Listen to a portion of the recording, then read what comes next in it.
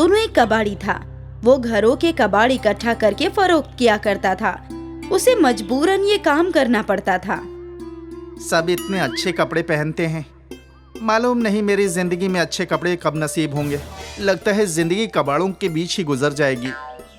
एक रोज उसे रेहड़ी पर आम फरोख्त करता हुआ नजर आया, जिन्हें देखकर उसके मुंह में पानी आ जाता है। वो रेहड़ी वाले के पास जाता है। भाईजान, एक आम दे दो, बहुत भूख लगी है। 30 रुपए का एक आम है, ला 30 रुपए। मेरे पास पैसे नहीं है। तो मेरे पास आम भी नहीं है, चल दफा हो जा। दुकानदार उसे धक्के मारकर वहां से भगा देता है। सोनू ललचाई नजरों से आमों को देखता हुआ वहां से चला जाता है। चलते चलते वो एक पार्क में पहुंचता है। वहां पर प्रकाश और अनिल नाम के 2 लड़के आम खा रहे होते हैं। हाँ भाई, यार देख मेरे अब्बा कितने अच्छे आम लेकर आए हैं। अरे वाह, आम तो देखने में बहुत ही अच्छे लग रहे हैं। चल जल्दी से निकाल और खाते हैं। ये कोई आम नहीं है, बहुत खास आम है। महंगा भी बहुत होगा, बहुत महंगा है। मेरे अब्बा ने बाहर से मंगाया है। मुझे आमों का बेहद शौक है ना, इसलिए आम खाना तो मुझे भी बहुत अच्छा लगता है। अब और सब्र नहीं हो रहा, जल्दी से आम निकाल, खाते हैं। अनिल और प्रकाश आम को खा ही रहे होते हैं। तभी वहां सोनू पहुंच जाता है और उन्हें आम खाता देख अपने होठों पर जीभ फिराता है। अरे इस कबाड़ी को देख, हमें आम खाता देख कैसे ललचा रहा है। क्या आंखें फाड़ कर देख रहा है? क्या कभी आम नहीं देखा? आम खाना है क्या? सोनू हाँ में गर्दन हिला देता है। वो उसकी जानिब आम बढ़ाते हैं। जैसे ही सोनू आगे बढ़ता है, वो आम को पीछे खींच लेते हैं और सोनू आम को पकड़ने के लालच में मुंह के बल गिर जाता है। आया बड़ा आम खाने वाला, औकात है तेरी? औकात तो गुठली के लायक भी नहीं है।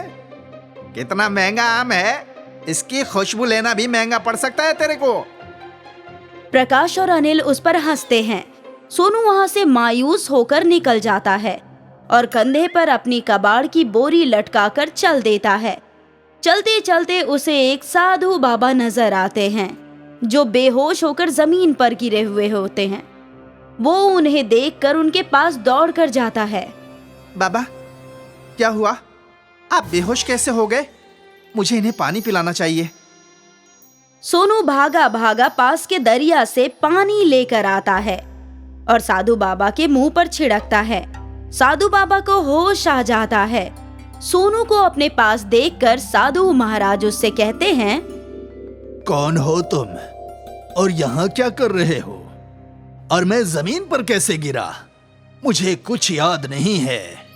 साधु बाबा, गर्मी होने की वजह से आप बेहोश हो गए थे। मैंने पास के दरिया से पानी लाकर आपके ऊपर छिड़का और पिलाया है, जिसकी वजह से आपको होश आ गया। तुम्हारा बहुत बहुत शुक्रिया बेटा कि तुमने मेरी फिक्र की। बाबा जी, ये तो मेरा फर्ज था। लेकिन तुम इतने मायूस क्यों नजर आ रहे हो? तुमसे किसी ने कुछ कहा है क्या? सोनू साधु को सारा वाकया बताता है और अपने आम खाने की ख्वाहिश को जाहिर करता है। साधु सोनू की बात सुनकर उसको तसल्ली देते हैं और कहते हैं, सोनू, तुमने मेरी मदद की है। मैं तुम्हें ये कमंडल देता हूं। इसमें से आमरस निकलेगा। उसको जितनी बार तुम पलटोगे उतनी बार आमरस निकलेगा। अब तुम जितनी बार चाहो और जितना चाहो आमरस पी सकते हो। साधु सोनू को कमंडल दे देते हैं। कमंडल पाकर सोनू बेहद खुश होता है और जी भर के आम रस पीता है। अपने साथ साथ वो और गरीब लड़कों को भी आम रस पिलाता है। आम रस पीना जिनकी कुव्वत में नहीं था। एक बार जब सोनू कमंडल में से आम रस निकालकर पी रहा था और अपने दोस्तों को पिला रहा था, तब अनिल और प्रकाश उसे देखते हैं। प्रकाश, ये तो वही लड़का है ना जिसको हमने आम खाने नहीं दिया था और उसको धक्के देकर भगा दिया था? ये तो वही कबाड़ी है ना? हाँ, है तो वही, लेकिन वो तो कबाड़ी था। उसके पास इतने महंगे आमों का आमरस कहां से आ रहा है? और इतना सारा आमरस कि वो बाकी के बच्चों में भी बांट रहा है। इसका तो इल्म करना ही होगा। अनिल और प्रकाश चोरी छिपे देखते हैं तो कमंडल के आमरस का असरार मालूम हो जाता है। अच्छा, तो उसके आमरस का ये असरार है। इस कमंडल को तो हम चुरा लेंगे और फिर देखते हैं कि ये आमरस कैसे पीता है। अनिल और प्रकाश सोनू की नजर हटते ही वो कमंडल चुरा लेते हैं और पहाड़ी पर जाकर छुप जाते हैं। वहाँ पर उन दोनों में बहस होती है कि कौन उस कमंडल में से आमरस निकालेगा। ला प्रकाश, मुझे कमंडल दे, आमरस निकाल कर पीते हैं। मैं कमंडल क्यों दूं? मेरे हाथ में है कमंडल, तो आमरस मैं ही निकाल कर देता हूँ। नहीं नहीं, कमंडल से आमरस तो मैं ही निकालूंगा। अगर हिम्मत है तो मुझसे हासिल करके दिखा। आमरस का कमंडल मेरे पास है और मैंने कमंडल चुराने में मेहनत ज्यादा की है, तो कमंडल का आमरस मेरा हुआ।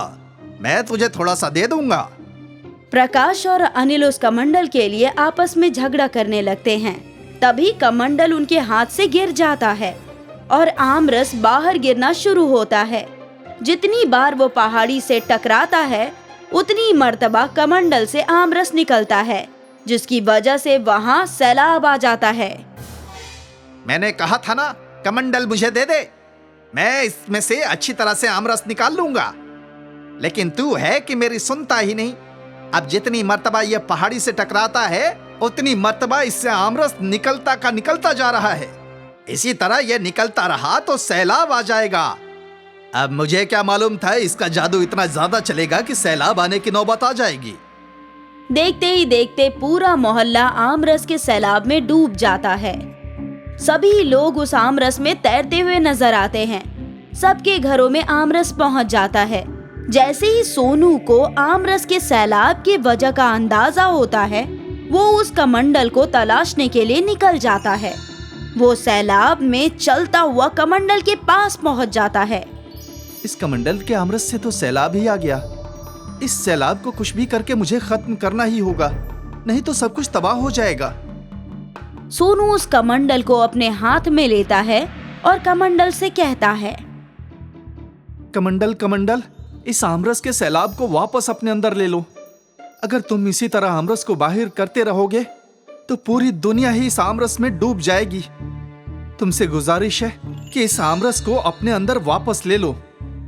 कमंडल सारा आमरस अपने अंदर समेट लेता है और सब कुछ कब्ल की मानिंद हो जाता है। अब सोनू उस कमंडल को लेकर उस साधु बाबा के पास जाता है।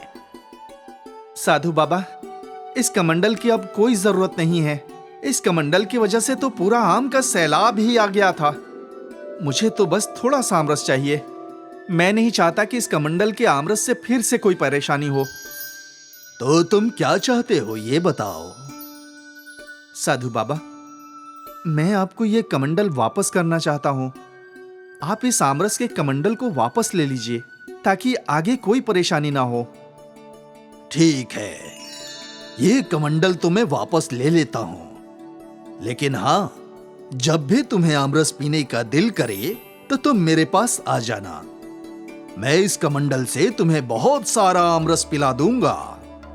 जी बाबा जी, जब मेरा आमरस पीने का दिल करेगा तब मैं आपके पास ही आ जाऊंगा। लेकिन इस कमंडल से आमरस नहीं लूंगा, क्योंकि इंतहाई हर चीज की बुरी होती है। एक ना एक दिन कोई चीज ज्यादा होने की वजह से हम मुसीबत में आ जाते हैं। जितना है उतने में ही मुतमईन रहना चाहिए। तुमने बिल्कुल सही कहा। लालच बहुत बुरी चीज होती है। लालच में आकर ही अनिल और प्रकाश ने ये कमंडल चुराया, जिससे मुसीबत खड़ी हो गई। साधु से दुआएं खैर लेकर सोनू वहां से चला जाता है और फिर अपने कबाड़ फरोख्त करने का काम शुरू कर देता है। अब उसको किसी भी चीज को खाने का दिल करता है तो वो साधु बाबा के पास चला जाता है। वो अपने नेमतों से उसे वो चीज दे दिया करते थे, लेकिन वो कभी भी लालच नहीं किया करता था, क्योंकि उसने लालच का अंजाम देख लिया था। वहीं अनिल और प्रकाश को भी सबक मिल जाता है। वो अब किसी गरीब को परेशान नहीं करते हैं और कभी लालच नहीं करते हैं।